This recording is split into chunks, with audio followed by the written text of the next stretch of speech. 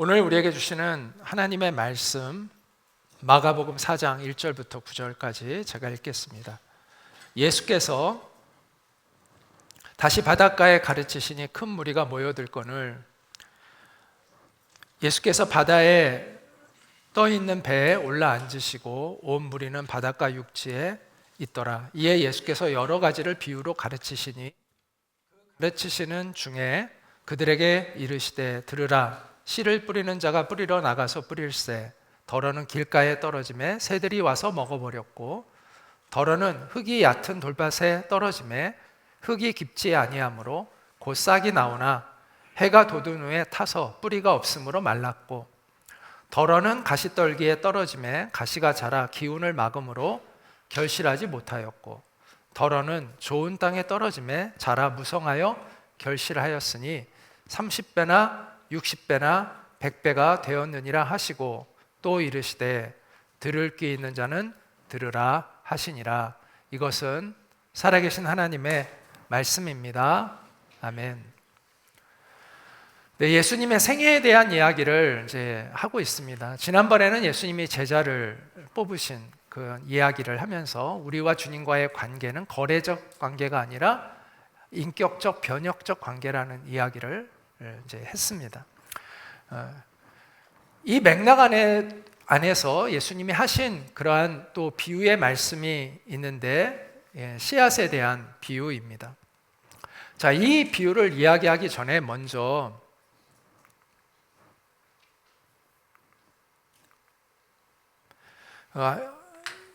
예수님이 하나님의 나라에 대한 비유를 하셨을 때 왜 예수님이 비유를 들어 설명을 하셨는가에 대한 이야기를 먼저 좀 이야기하려고 합니다.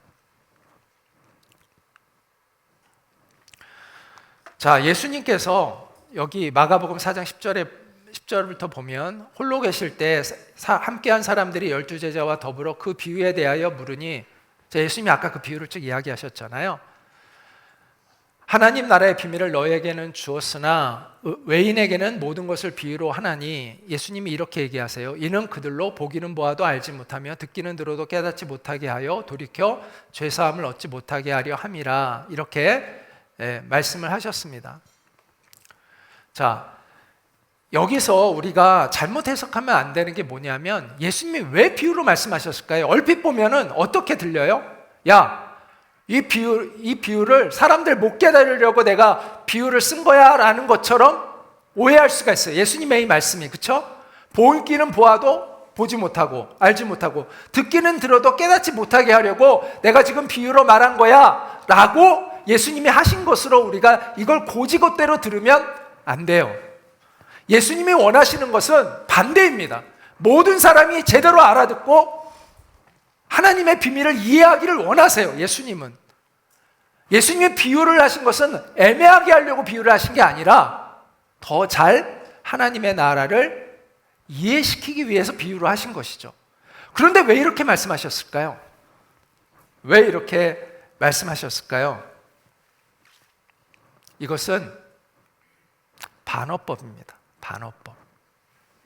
예수님의 그 답답함, 안타까움을 반어법으로 표현하는 거예요. 자, 이 반어법이라는 건요, 진짜와 반대되는 말을 해서 그 본래 의도하고자 하는 목적을 더 강화하는 것이 반어법이에요. 자, 누가 큰 실수를 했어요. 자, 실수를 했어요. 그러면 내가 매우 실망했다는 걸 이야기할 때 어떻게 얘기하죠? 어떻게 얘기하죠? 아주 잘했다. 이렇게 얘기하잖아요. 그럼 그게 정말 잘했다는 거예요? 어리석은 일을 했다는 거예요? 어려우세요?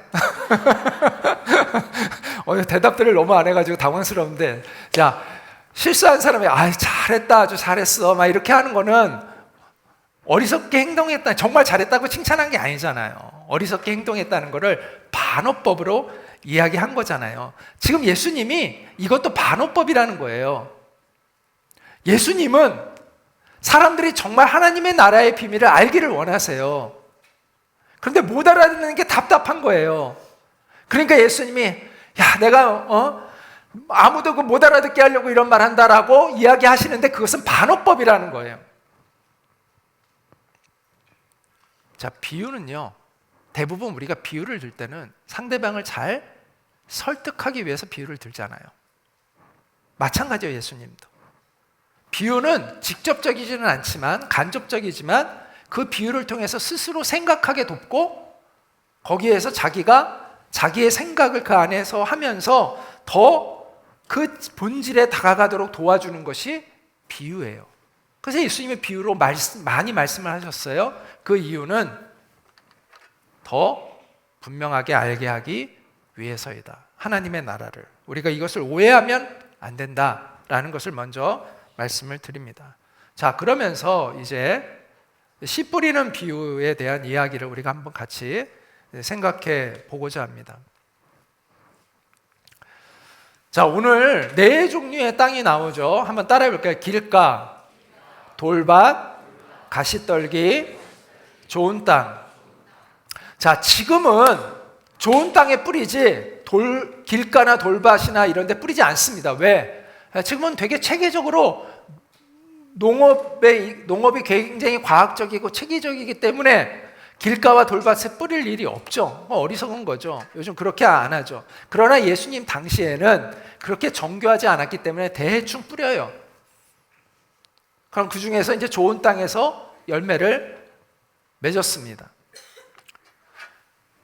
예수님이 길가에 뿌려진 씨는 무엇이 와서 쪼아 먹는다고요? 새가 와서 그것을 먹어버리고 없어진다고 얘기했습니다. 돌밭에 뿌려진 씨는 뭐에 의해서 말라 죽어요? 뜨거운 햇빛에 의해서. 돌이 뜨겁잖아요. 햇빛을 받으면. 그래서 타서 죽어요. 가시가 막 잔뜩 이렇게 있는 거기에 뿌려진 씨는 이게 이 씨앗이 자라다가 그 기운에 막혀가지고 결실을 하지 못해요. 반면에 좋은 땅에 뿌려진 씨는 수십 배, 심지어 100배 이상의 결실을 맺는다고 이야기합니다. 자, 여기에서 씨는 변수가 아닙니다. 지금 여기서 말하는 변수는 밭입니다. 땅이에요. 씨는 같은 종류의 씨앗입니다. 길가에 뿌려진 씨나 돌밭에 뿌려진 씨나 좋은 땅에 뿌려진 씨는 똑같은 품질의 씨입니다. 예수님이 이렇게 말씀을 하셨죠. 읽어볼까요? 시작. 뿌리는 자는 말씀을 뿌리는 것이라. 자, 하나님의 말씀을 뿌린다고 이야기합니다. 하나님의 말씀은 완전한 말씀입니다. 그래서 이 말씀을 받는 이들은 살아납니다. 그리고 변화가 되어집니다. 그런데 누구는 그 구원이 이루어지고, 그럼 누구는 그렇지 못한 원인은 무엇에 있는가? 오늘 예수님이 알려주시는 그것은 우리의 마음과 우리의 태도에 달린 것이다 라고 이야기를 합니다. 땅이 다르기 때문이라는 것이죠. 하나님의 말씀을 받아들이는 우리의 마음밭이 다르다는 것입니다. 그래서 예수님이 제자들이 이 말씀의 의미를 설명해 달라고 합니다. 그러니까 예수님이 이렇게 설명을 했어요. 말씀이 길가에 뿌려졌다는 것은 이들을 가리킴이니, 어떤 이들이냐? 말씀을 들었을 때 사탄이 즉시 와서 그들에게 뿌려진 말씀을 빼앗는 것이요. 또 돌밭에 뿌려졌다는 것은 이들을 가리킴이니, 어떤 사람들이냐? 말씀을 들을 때 처음에는 기쁨으로 받으나 그 속에 뿌리가 없어서 잠깐 견디다가 어려움이 생기면 넘어지는 자요. 또 가시떨기에 뿌려진 자는 말씀을 듣기는 하지만 세상의 염려와 재물의 유혹과 기타의 욕심이 들어와서 말씀을 막아서 결실하지 못하는 자요. 좋은 땅에 뿌려졌다는 것은 말씀을 듣고 받아서 결실하는 자니라. 이렇게 좀 더 풀어서 자세하게 그 의미를 설명을 해 주었습니다. 자, 요 하나하나의 이 케이스를 조금 더 좀 설명을 해보고자 합니다. 자, 길가와 같은 사람은 처음부터 진리에 관심이 없어요. 하나님 말씀에 아예 처음부터 관심이 없는 그러한 사람입니다. 우리 복음사경에 여러분 왔었죠? 복음사경에 와서 앉아 있어도 복음사경에 와 있는 목적이 그냥 억지로 끌려와서 있는 사람들도 있어요. 처음부터 들으려고 온 게 아니야. 이제 그런 분들은 나중에는 강의실에 아예 안 들어와요. 저기 가서 막 이야기하고 있어.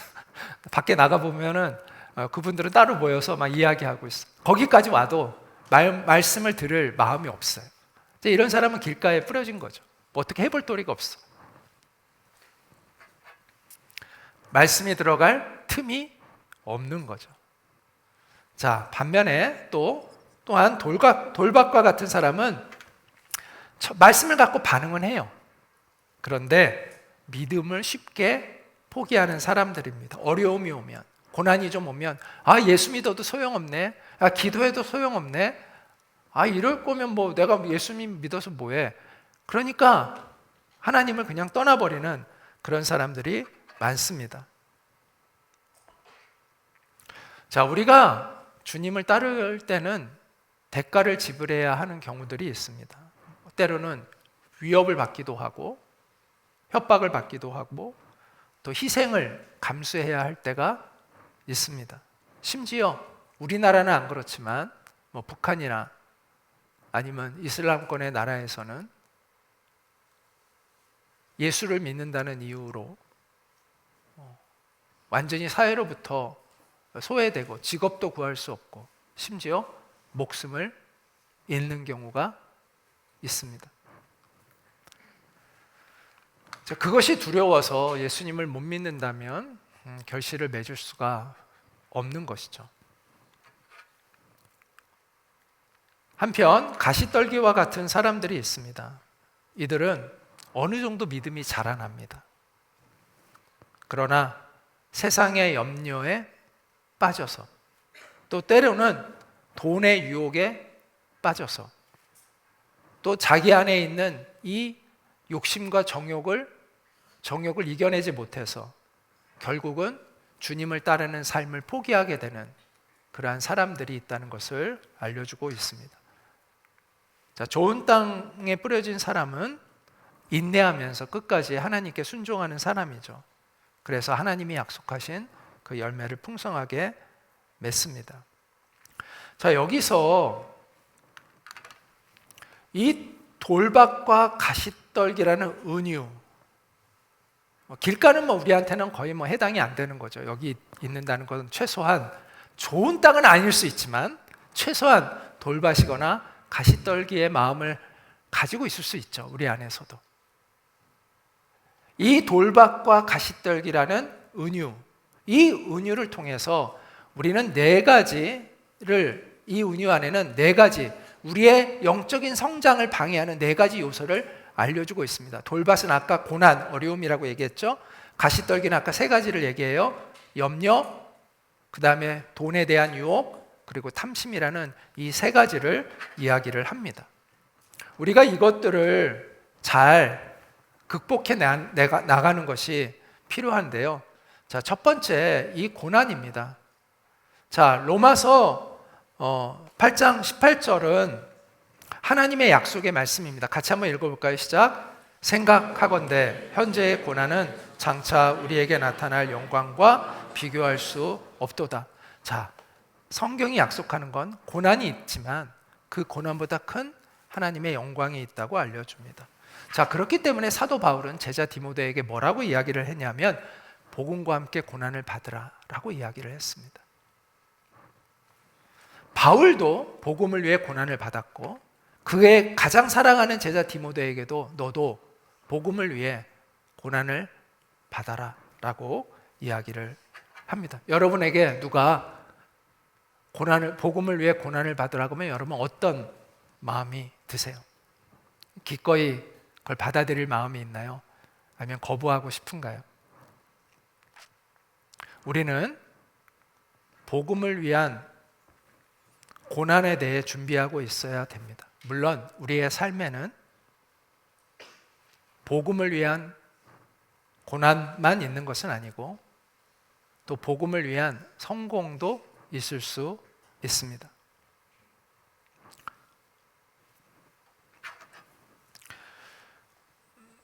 복음을 위한 성공과 근데 성공을 위한 복음은 같을까요? 다를까요? 자, 한번 잘 생각해 보세요. 집중해서 잘 생각해 보세요. 복음을 위한 성공과 성공을 위한 복음은 같은 겁니까? 다른 겁니까? 다르죠. 자, 여기서 복음을 위한 성공은 무엇이 목적이에요? 무엇이 목적이에요? 복음이 목적이죠. 성공은 수단이죠. 반면에 성공을 위한 복음은 무엇이 목적이에요? 성공이 목적이고 복음이 수단이죠. 자, 이걸 착각하면 안 돼요, 여러분. 복음을 위한 성공은 있을 수 있어요. 그런데 우리에게 정말 우리가 경계해야 할 것은 성공을 위한 복음을 추구하는 것입니다. 이러한 잘못된 성공을 위한 복음을 추구하는 것을 번영 신학이라고 이야기를 합니다. 쉽게 얘기하면 이거예요. 예수 믿으면 부자 되고, 예수 믿으면 평안하고, 예수 믿으면 건강해지고 하기 때문에 예수를 믿어야 된다고 이야기하는 거예요. 얼핏 들으면 좋은 말이죠. 예수님 믿으라고 하니까 얼핏 들으면 좋은 것 같죠. 근데 심각한 문제가 있어요. 뭐예요? 복음을 수단으로 여겨도 된다는 것처럼 잘못 오해하게 만드는 거예요. 복음은 수단이 될 수 없어요. 복음은 언제나 목적이 돼야지 수단이 되면 안 돼요. 얼핏 들으면 예수 믿으라는 얘기하니까 좋은 거 아니야? 라고 할 수 있지만 아니요. 이건 신앙의 왜곡을 가져와요. 그럼 건강하지 않으면 복음을 떠나도 되나요? 성공하지 않으면 복음을 떠나도 되는 건가요? 아니잖아요.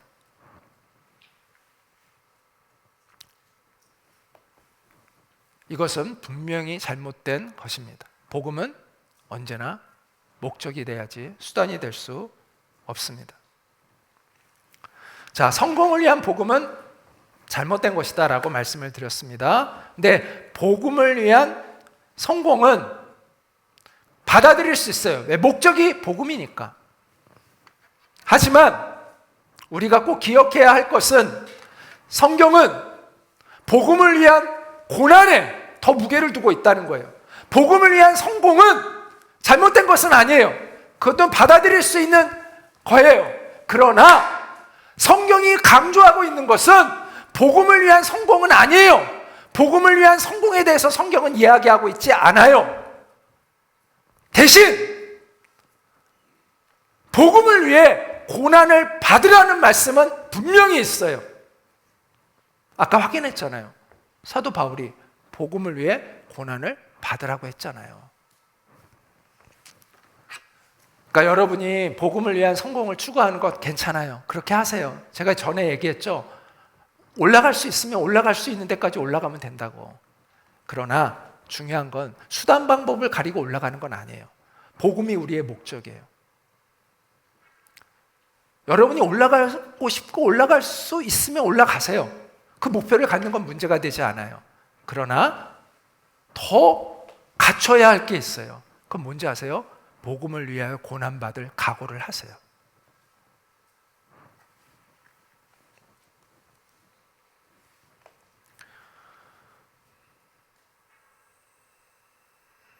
우리 중에서 복음을 위한 성공을 하는 사람도 있을 거라고 저는 생각합니다. 그러나 우리 다가 복음을 위해 성공하는 사람이 될 것은 아닙니다. 그건 소수의 사람들일 거라고 생각합니다. 그러나 우리 모두는 복음을 위해서 고난을 받는 각오를 가진 사람이 되어야 합니다. 최소한 우리가 복음을 위하여 고난받기로 준비하고 있어야 한다라는 것입니다. 그런데 사람들은 복음을 위한 성공은 환영하지만 복음을 위하여 고난받는 것은 환영하지 않습니다. 이 지점에서 오늘날 왜 한국 교회가 이 세상을 바꿀 수 있는, 이 세상을 바꾸는 그 힘을 많이 잃어버렸는지를 알게 됩니다. 인생은 형통과 가깝다기보다는 고난과 더 가깝습니다. 예수님을 따르면 더욱이 그렇습니다. 예수님을 따르면요, 손해보는 게 많습니다. 그것은 12제자의 삶을 통해서도 확실히 증명이 됐고 초대교회 성도들을 보아도 우리가 알 수 있습니다. 그러므로 우리가 형통함과 친구가 되기 전에, 성공과 친구가 되기 전에 고난과 친구가 먼저 되어야 합니다. 이러지 않으면 우리는 온전한 믿음의 길을 걸어갈 수가 없습니다. 자, 우리 중에서 아까 복음을 위하여 성공에 이르는 사람도 있을 거라고 얘기했습니다. 그런데 여러분 그걸 아셔야 돼요. 복음을 위하여 성공을 한 사람도요, 복음을 위한 고난이 없느냐? 다 있습니다. 다 있습니다. 복음을 위하여 성공했든 복음을 위하여 성공하지 않았든 예수님의 사람은 다 복음을 위하여 고난을 겪습니다.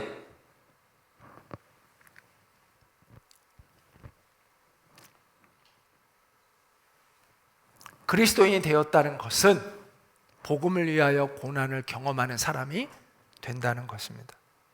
왜냐? 세상은 하나님 편이 아닙니다. 그런 세상 속에서 우리가 하나님 편에 서고자 할 때 우리는 고난을 겪습니다. 비록 세상에서 성공했다 하더라도 그도 복음을 위하여 고난을 겪습니다.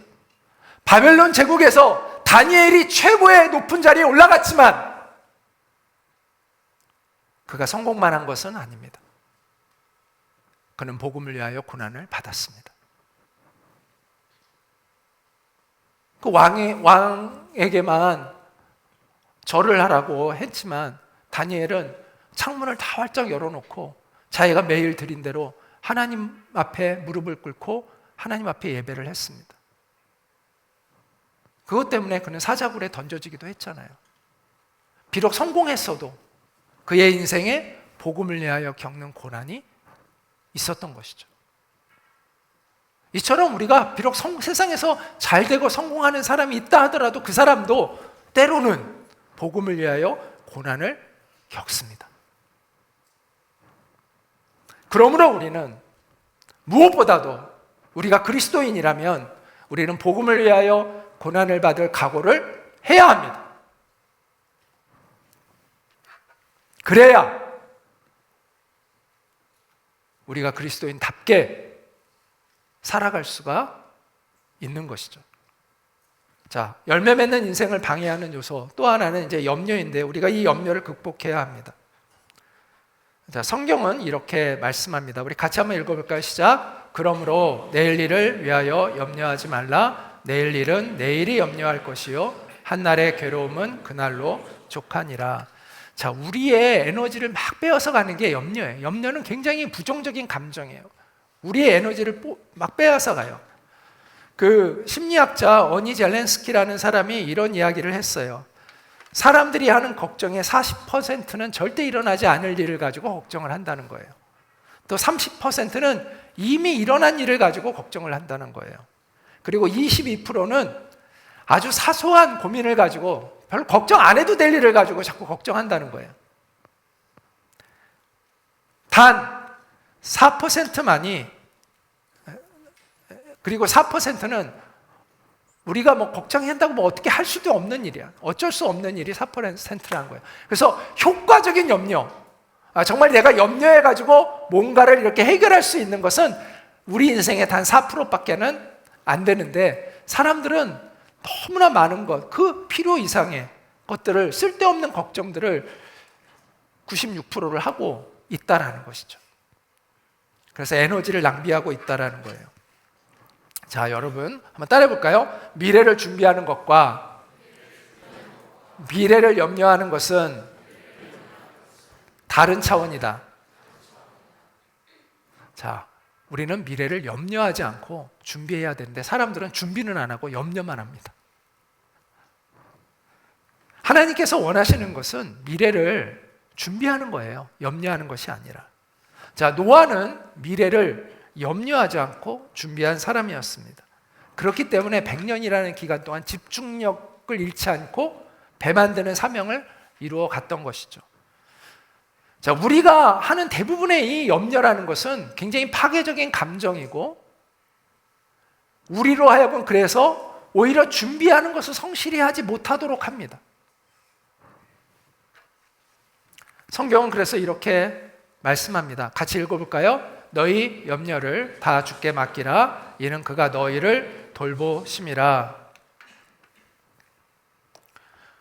자, 우리가 주님을 신뢰할 때 이 염려를 극복할 수가 있고, 우리에게 주어진 그 시간 속에서 정말 성실하게 하나님 앞에 응답해 가면서 우리 자신을 미래를 위해 준비하는 사람이 될 수 있다라는 것이죠.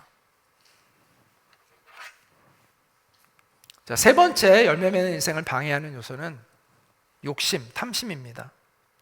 야고보서 1장 14절과 15절에 보면 각 사람이 시험을 받는 것은 자기 욕심에 끌려 미혹됨이니 욕심이 잉태한즉 죄를 낳고 죄가 장성한즉 사망을 낳느니라, 이렇게 이야기를 합니다. 사도 바울은요, 이 탐심이 우상 숭배와 연결되어 있다는 얘기를 합니다. 땅에 있는 지체를 죽이라. 음란과 부정과 사욕과 악한 정욕과 탐심이니, 그 다음 뭐라고 되어 있어요? 탐심은 우상 숭배니라 라고 이야기를 합니다. 자, 이것이 사도 바울의 깊은 통찰력이죠. 탐심이 우상 숭배다. 제가 지난번 복음사 강의 하면서도 그걸 많이 강조했죠. 왜 우리가 우상을 숭배한다고요? 내 욕망을 채우는 신을 찾아다니는 거예요. 하나님의 말씀 앞에 서기보다는 내 욕망을 채우는 것이 목적이어서 신앙, 종교 생활을 하려고 하는 사람들이 대부분 많다는 거죠. 심지어 교회 안에서도. 그래서 이 탐심과 우상숭배가 연결되어 있다는 것을 사도 바울도 이렇게 이야기를 해줍니다. 여러분, 열정과 욕심은 얼핏 보면 비슷해 보입니다. 열정 있는 사람도 욕심 있는 사람도 열심히 살아요. 그런데 이거는 다른 차원이라는 거예요. 열정과 열심은 다른 차원입니다. 아까 복음을 위한 성공과 성공을 위한 복음은 완전히 다른 것이라고 이야기했듯이 열정과 욕심은 다른 겁니다. 자, 제가 여러분에게 이런 질문을 한번 해보고 싶어요. 여러분, 욕심이 없어도 우리가 열심히 살아갈 수 있나요?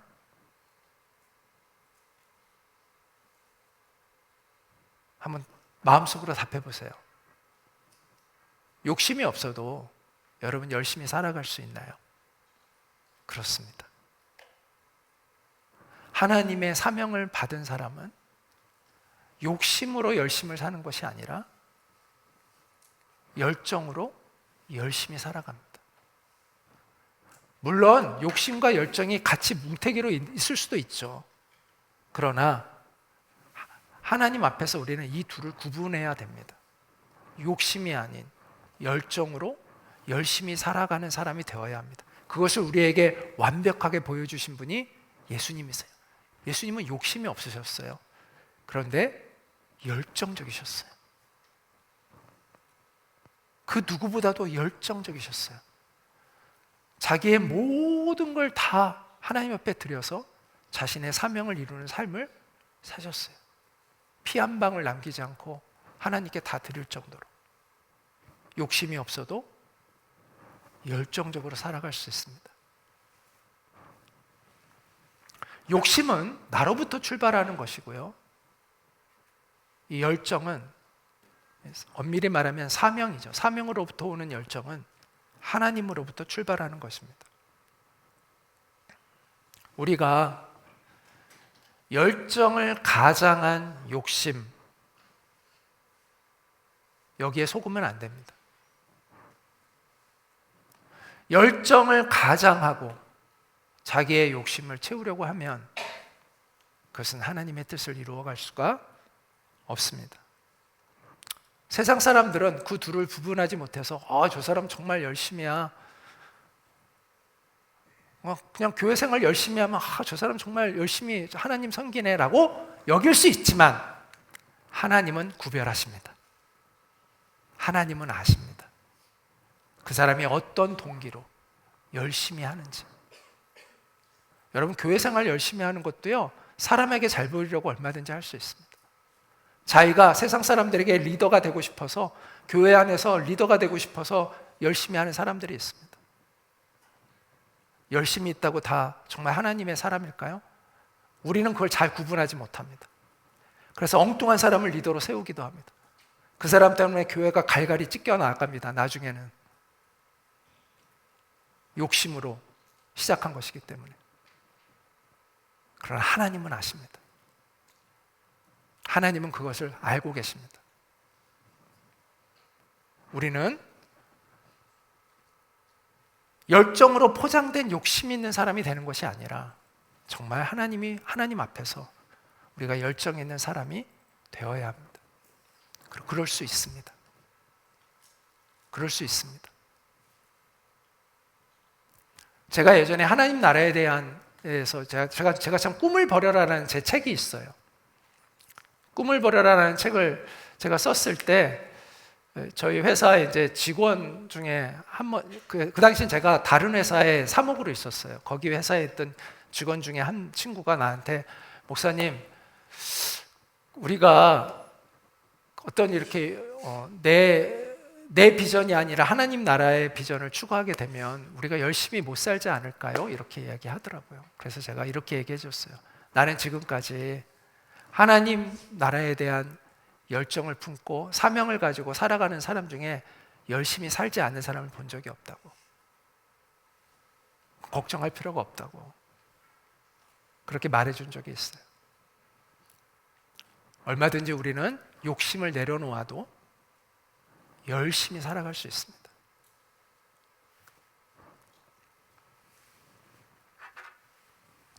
자, 또 하나 열매 맺는 인생을 방해하는 요소는 돈의 유혹입니다. 이 세상에서 돈만큼 매력적인 게 없습니다. 왜냐하면 인간사의 대부분은 돈에 의해서 해결이 되기 때문입니다. 사실이잖아요. 그렇기 때문에 사람들이 그렇게 돈을 이렇게 추구하는 거죠. 돈이 생기면 일단 생활이 풍족해지잖아요. 또 불확실한 미래도 사라지잖아요. 또 내 필요들, 내 욕구, 꼭 욕구가 나쁜 건 아닙니다. 욕심이 안 좋은 거지 욕구가 꼭 다 나쁜 건 아니에요. 그럼 기본적인 욕구들이 있잖아요. 그 욕구가 또 채워지도록 우리가 이렇게 지어졌잖아요. 그런 욕구도 우리가 돈이 있어야 해결되잖아요. 먹는 것도 그렇고 집도 그렇고 뭐 우리의 기본적인 욕구들도 다 돈이 있어야 해결이 되잖아요. 또 더 나아가 영향력이 확대되는 거, 이게 돈이 가지고 있는 그 힘이잖아요. 이처럼 굉장히 중요한 역할을 해요. 돈이라는 게 힘이 있고. 그런데 문제는 뭐냐? 돈이 하나님을 대신하는 우상이 되기 쉽다는 거예요. 자, 돈 자체는 사실은 그것은 우상이 아닙니다. 그런데 돈에 대한 우리의 마음은 돈을 중립적으로 놔두지 않습니다. 돈을 버는 건 괜찮은데 문제는 뭔지 아세요? 제가 늘 강조해요. 돈을 버는 건 문제가 안 돼요. 문제는 뭔지 아세요? 돈을 사랑하는 거예요. 돈을 버는데 돈을 사랑하지 않고 돈을 하나님의 뜻대로 잘 관리하면 문제가 안 돼요. 그런데 문제는 돈을 많이 벌고 그 돈에 의해서 내가 마음을 뺏기고 돈을 내가 관리하지 못하는 게 아니라 돈이 나를 지배해요. 내가 돈을 지배하는 게 아니라 돈이 나를 지배하게 돼요. 이러면 돈이 우상이 되어버린 거죠. 내 마음속에서. 그런데 이 돈이라는 건 우리를 그렇게 변질시키기가 매우 쉬워요. 그래서 성경은 돈을 사랑함이 모든 악의 뿌리가 된다고까지 경고를 합니다. 이 돈을 탐내는 자들은 미혹을 받아서 믿음에서 떠나게 될 것이다 라고 경고합니다. 어떤 목사님이 저에게 이렇게 이야기한 적이 있습니다. 자기가 하나님 다음으로 제일 좋아하는 게 돈이래요. 여러분, 제가 만약 이렇게 여러분에게 얘기하면 여러분 저를 어떻게 생각하실 것 같아요? 근데 저는 그 말이 괜찮게 들렸어요. 왠지 아세요? 자기가 하나님 다음으로 제일 좋아하는 게 돈이래잖아요. 하나님 다음으로 좋아하면 되잖아요. 그렇잖아요. 그 말이 사실이라면 가장 좋아하는 분은 하나님이라는 거 아니에요? 그럼 오케이. 하나님 다음으로 정말 돈을 좋아하면 오케이. 그분이 그게 나쁜 분이 아니었어요. 또 그리고 제가 봐도 그분이 하나님을 더 사랑하는 분이었어요. 그렇기 때문에 저는 그 말이 그냥 잘 이해가 되더라고요. 다른 사람이 들으면 뭐 저런 목사님이 있어 막 이렇게 생각할 수도 있겠지만 저는 그 말이 잘 이해가 됐어요. 그 어떤 의미로 이야기하는지를 제가 잘 이해가 됐어요. 그러니까 하나님이 가장 좋은 분이 되어야 한다는 거잖아요. 그러면 문제가 안 돼요. 그런데 많은 사람들이, 심지어 교회를 다니는 사람까지도 돈이 더 좋은 거죠, 하나님보다. 그래서 돈을 관리가 안 돼요. 돈의 지배를 받아요. 그래서 돈 때문에 소명을 외면하고, 돈 때문에 하나님 앞에서의 정절을 버리고, 돈 때문에 하나님 앞에 불순종하는 사람들이 있어요. 돈 앞에서 굴복하는 거죠. 분명히 무엇이 옳은지를 알면서도 돈 때문에 굴복하는 거죠. 이게 돈이 우상이 되어 있는 거죠. 돈이 하나님보다 더 높아져 있고, 돈을 하나님보다 더 사랑하고 있고, 돈을 하나님보다 더 좋아하고 있는 거죠. 마태복음 19장에 보면 한 부자 청년이 예수님과의 대화가 나옵니다. 그 부자 청년은 도덕적으로 거의 완벽해 보이는 그런 사람이었어요. 그래서 그는 자신만만하게 예수님 앞에 왔습니다. 그때 예수님이 예상하지 못했던 요구를 그 청년에게 하시는데 뭐라고 했는지 아세요? 너의 모든 재산을 다 팔고 그걸 가난한 사람들에게 흩어주고 너는 이제부터 나를 따르라 이야기했어요. 근데 그 청년이 거기서 굉장히 당황을 합니다. 그리고 예수님을 떠납니다. 의기양양하게 왔다가 슬그머니 도망갑니다. 성경은 그가 가진 재물 때문에 그 미련을 버리지 못해서 그렇게 되었다고 알려줍니다. 그는 하나님보다 돈을 더 소중히 여기는 사람이었던 것이죠. 사람들은 그가 경건해 보여서 그를 막 칭찬하고 그랬지만, 자신도 그렇게 여겼지만 예수님은 그것을 정확하게 보시고 그 문제를 딱 짚어주신 거예요. 그만큼 돈이라는 것은 매우 강력한 유혹입니다. 그래서 예수님이 이렇게 그 후에 말씀하셨어요. 부자는 천국에 들어가기가 어려우니라. 낙타가 바늘기로 들어가는 것이 부자가 하나님 나라에 들어가는 것보다 쉬우니라. 자, 이 말은 구원받는 부자는 없다는 뜻이 아닙니다. 부자 중에 구원받는 분이 있죠. 부자 중에서도 하나님 앞에 마음을 지키는 분이 있죠. 그런데 그만큼 돈의 유혹이 강력하다는 것을 이야기해주고 있는 거죠. 자, 여러분, 가난하면 돈의 지배를 안 받을까요? 부자들만 돈의 유혹을 받을까요? 가난하면 돈의 유혹을 안 받을까요? 오히려 가난하면 돈의 유혹을 더 받을 수도 있어요. 돈 때문에 걱정하고, 돈 때문에 비굴해지고, 가난하다고 해서 돈에서 자유로운가? 아니에요. 부자만 돈의 유혹에 넘어간다고 생각하지 마세요. 부자만 돈에게 약해진다고 생각하지 마세요. 가난한 사람도 마찬가지예요.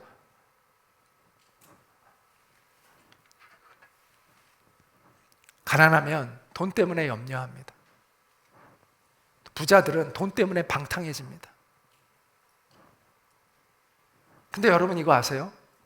돈 없을 때, 돈 때문에 막 염려로 그냥 가득했던 사람들이 돈이 많아지면요, 방탕합니다. 원인이 같기 때문입니다. 원인이 뭘까요? 하나님을 두려워하는 마음이 없는 거예요. 하나님을 신뢰하지 않는 거예요.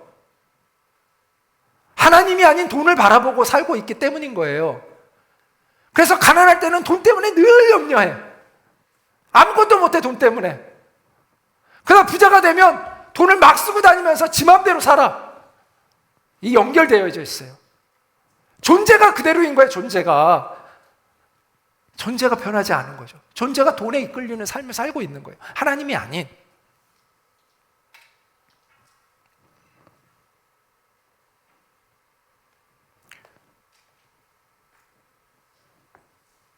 아까 우리가 열매를 맺는데 방해되는 요소 중에서 염려와 탐심이 있다고 얘기했잖아요. 근데 이 돈이라는 게요, 돈이 없잖아요. 염려가 되죠. 돈 때문에 염려하잖아요. 돈이 있으면요, 지 욕심대로 더 막 살잖아요.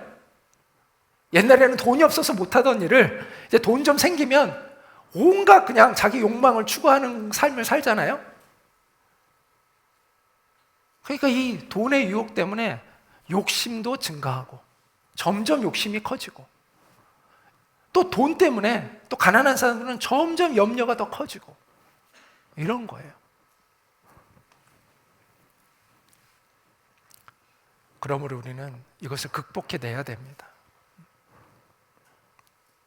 돈을 벌지만 돈을 사랑하는 자리에 가지 않게 해야 합니다. 자, 지금까지 우리가 4가지의 열매 맺지 못하게 방해하는 4가지의 요소에 대해서 생각해 보았습니다. 돌밭에 뿌려진 씨, 그 돌밭이 우리의 마음이죠. 가시떨기의 마음. 이 안에 4가지의 요소가 있었어요. 첫째는 뭐라고요? 고난. 2번째는 염려. 3번째는 욕심. 4번째는 돈의 유혹. 이 4가지를 이야기를 했습니다. 자, 그러면 우리가 좋은 땅이 되려면 어떻게 해야 될까요? 여기에서 이것을 우리가 이겨낼 수 있는 사람이 되려면 어떻게 해야 할까요? 그것은 잘 듣는 것입니다. 우리 마가복음 4장 9절 말씀 읽어볼까요? 시작. 또 이르시되 들을 귀 있는 자는 들으라 하시니라. 여기서 한글에서 여러분, 듣다라는 이 말의 의미는 소리를 듣고 어떤 의미를 알아차리는 것도 포함되어 있지만, 남의 말을 받아들여서 그렇게 하는 것도 포함됩니다. 야, 엄마 말 좀 들어, 엄마 말 좀 들어 라는 게 그냥 귀로 들으라는 건 아니잖아요.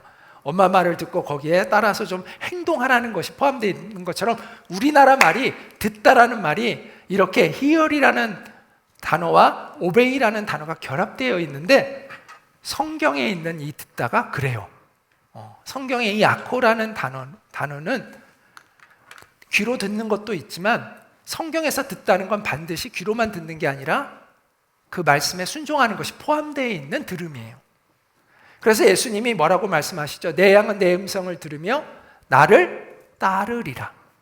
따르느니라. 듣는 사람은 따르는 사람이 된다라고 이야기를 하고 있습니다. 자, 오늘 이 말씀에 마가복음 4장 20절을 누가복음은 이렇게 똑같은 구절을 누가복음은 이렇게 표현을 해요. 좋은 땅에 있다는 것은 착하고 좋은 마음으로 말씀을 듣고 지키요. 마가복음에서는 말씀을 듣고라고 되어 있는데, 여기 누가복음에서는 듣고 지키요. 이 아코라는 단어의 의미를 더 명확하게 이야기해주고 있어요. 인내로 결실하는 자니라, 이렇게 말씀하고 있습니다.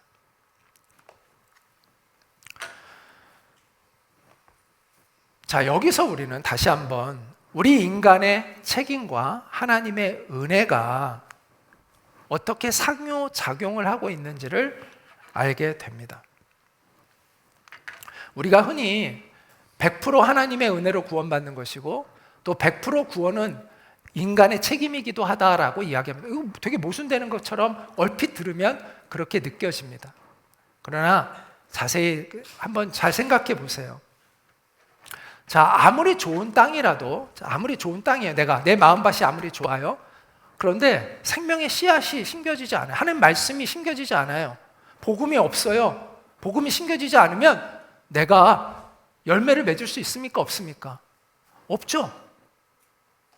햇빛이 비추고 바람이 불고 어떤 땅에 물이 어느 정도 공급되지 않으면 내가 밭이 아무리 좋아도 열매를 맺을 수 있습니까? 없습니까? 없죠. 그래서 100% 하나님의 은혜가 필요한 거예요. 그 하나님의 은혜가 없이는 결실을 맺을 수가 없어요. 그런데 씨앗도 있어요. 햇빛도 다 비춰주고 모든 조건이, 자연의 환경이 다 됐어요. 그런데 땅이 좋지 않으면 또한 결실할 수가 없어요. 그래서 땅은 우리의 마음밭이잖아요. 내가 잘 하나님 앞에서 반응해야 되는 우리의 태도를 갖고 있는 것이죠. 그래서 이 절대적인 하나님의 은혜와 우리의 마음밭이 연결되어질 때 우리가 구원이라는 열매를 맺는 것이죠. 그것을 이제 설명해 주는 거예요.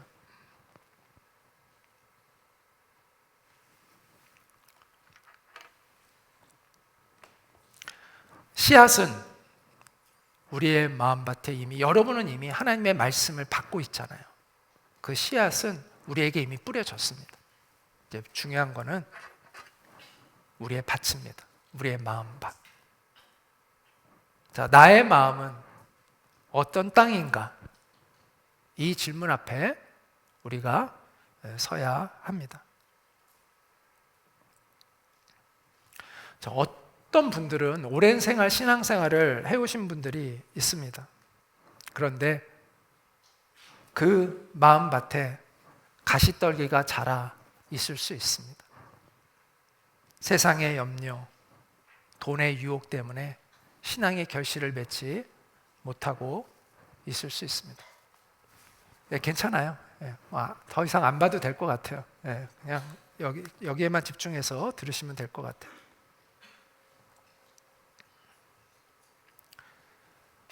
이 세상의 염려와 돈의 유혹이 가시떨기가 되어서 여러분의 영적 성장을 방해하고 있을 수 있습니다. 여러분의 마음밭을 다시 갈아엎으셔야 돼요. 우리가 농사 질 때 이 딱딱하게 굳은 땅, 특히 우리가 이제 농약을 많이 쓰면은 땅이 딱딱하게 막 경화되거든요. 딱딱해지거든요. 그래서 그거를 갈아엎어야 돼요. 자주. 그래야 부드러운 땅이 되고 뿌리가 이렇게 깊숙이 들어가지. 안 그러면 이 땅이 딱딱해져가지고 뿌리가 내리다가 잘 못 내려가거든요. 그래서 이 땅을 갈아엎잖아요. 그처럼 우리의 마음밭을 갈아엎어야 합니다. 기경이라고 하죠. 기경해야 합니다. 그것이 필요합니다. 우리 학생들은 아직 인생의 밭을 한번 제대로 갈아본 적이 없는 사람도 있을 수 있습니다.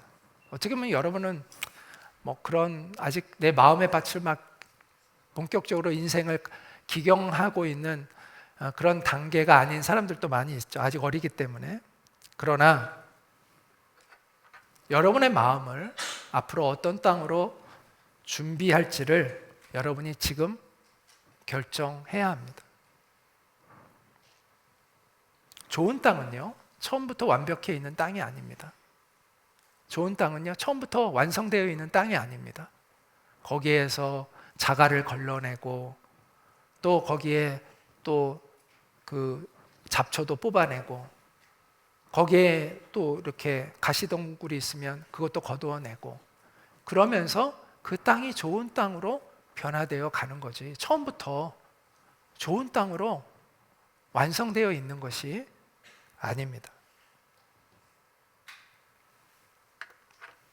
여러분이 그러한 작업을 해야 합니다. 어려움이 와도 내 마음의 감정은 지쳐도 흔들리지 않고 하나님 앞에서 살아가려고 하는 것.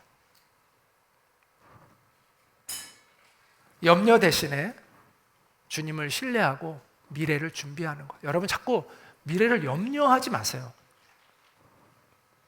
염려한다고 뭐가 해결이 됩니까? 여러분 하나님을 신뢰하고 집중하세요. 염려에 여러분의 감정이 뺏기잖아요. 집중이 안 돼요. 집중이.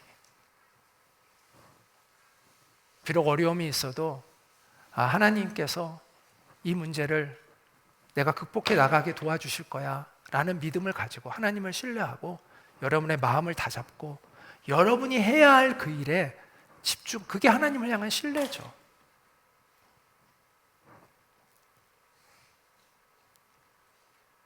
또 내 욕망의 비전이 아니라 하나님의 부르심, 하나님의 소명, 하나님의 사명에 뿌리 내린 비전을 갖고 가세요. 제 책의 제목이 꿈을 버려라인데 거기 부제가 있어요. 십자가에서 다시 찾는 꿈의 본질. 제가 말하고 싶었던 것은 제가 말하고 싶었던 것은 꿈을 버리라는 게 아니라 사실은 꿈을 가지라는 거거든요. 내 욕심에서 나온 꿈이 아니라 하나님으로부터 오는 꿈을 회복해야 된다는 것이 사실은 그것도 어떻게 보면 반어법이죠. 꿈을 버려라. 그런데 사실은 하나님 나라의 꿈을 가지라는 이야기를 하고 싶었던 건데 내 욕망으로부터 출발하는 비전이 아니라 하나님의 부르심으로부터 출발하는 비전을 갖고 가는 것. 그것이 바로 여러분이 지금 해야 할 가장 중요한 일이라고 생각합니다. 그렇게 내가 하루하루를 주님 앞에서 믿음으로 결단하고 몸부림치고 하나님 앞에서 올바르게 살려고 내가 애를 쓸 때 우리의 마음밭이 좋은 땅으로 변화되어 가는 것이죠. 그 뿌려진 씨앗은, 그 좋은 땅에 뿌려진 씨앗은 30배, 60배, 100배의 결실을 맺습니다. 이것이 약속입니다. 하나님의 약속입니다. 오늘 이 약속의 말씀을 붙들고 여러분의 마음을 주님께 드리시기 바랍니다. 부디 여러분이 열매를 풍성히 맺는 그러한 좋은 마음밭을 가진 사람들이 되기를 축복합니다. 우리 시간 같이 잠깐 기도하도록 하겠습니다.